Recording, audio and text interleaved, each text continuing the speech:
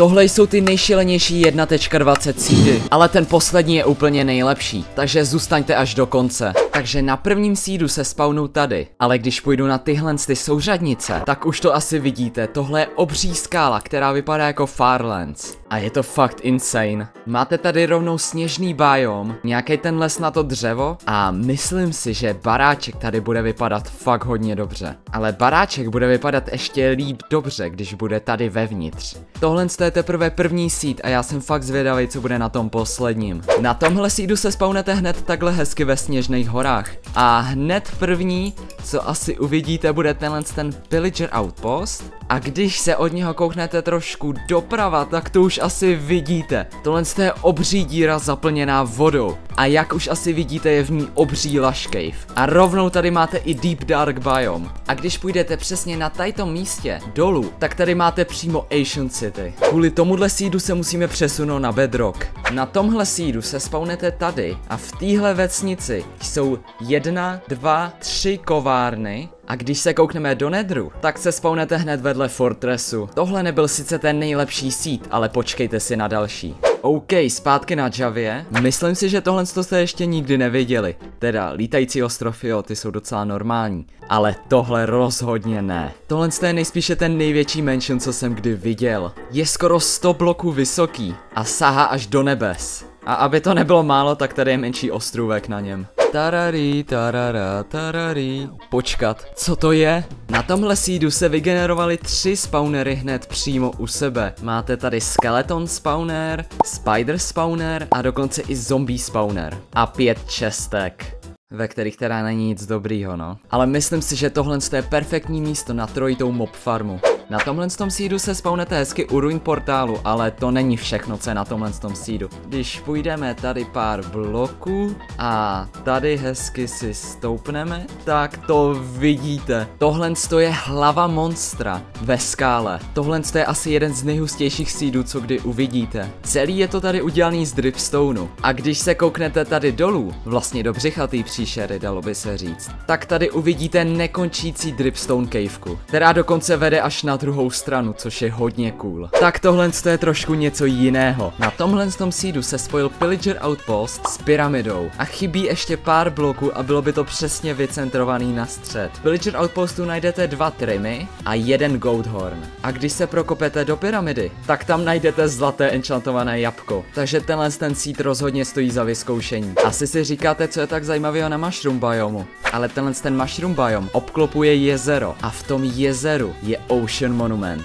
No, není to zas tak moc, já si říkáte jeden Ocean Monument, no co to je? Ale hned vedle něho je další Ocean Monument. No a aby to nebylo málo, tak tady je ještě 3. Ocean Monument. Ten Dark Forest sedí asi na té největší lush cave, co jste kdy viděli. Tato lush cave je tak velká, že má pod sebou ještě i druhý patro. A můžete se do ní dostat několika průchody. A z nějakého důvodu je na té lush cave kousek Frozen Peaks. Nevím, jak se to stalo. Tenhle seed je sice na Bedrock, ale je asi ten druhý nejlepší, co tady je. První, co uvidíte, když se sem teleportnete, tak je obří jezero obklopené horami. Máte tady 3 různé biomy a když se koukneme do tohohle jezera, tak už tamhle můžete vidět, že tam je Ancient City. Ale my se nebudeme koukat na to Ancient City, my se koukneme tamhle na to iglu. Už je to i tak docela divný, že na hlubině jezera je iglu. Ale počkejte, až se koukneme dovnitř. No ale co je tak divného na tom iglu, to se asi ptáte. Když vykopeme jakýkoliv blok, třeba tento, tak máme volný přístup do voidu. Jenom tak, prostě to iglu zbořil ten bedrock, co bylo pod ním. Asi mě za to budete nesnášet, ale tohle je další bedrock seed. Sorry, já jsem fakt musel. Na tomhle bedrock seedu se spawnete na Pillager Outpostu, ale ne na jen takovém Pillager Outpostu. Ten Pillager Outpost se vygeneroval na pyramidě. Tohle je nejspíše ta největší struktura, co kdy byla zaznamenána. Však se na to koukněte. Jenom ta pyramida má několik desítek bloků. Nevím, jak se tady těm pillagerům žije, ale musí tady mít hodně dobrý výhled. Když se spawnete na tomhle seedu, tak budete přímo u jeskyně. Ale to není to nejlepší, co je na tomhle seedu.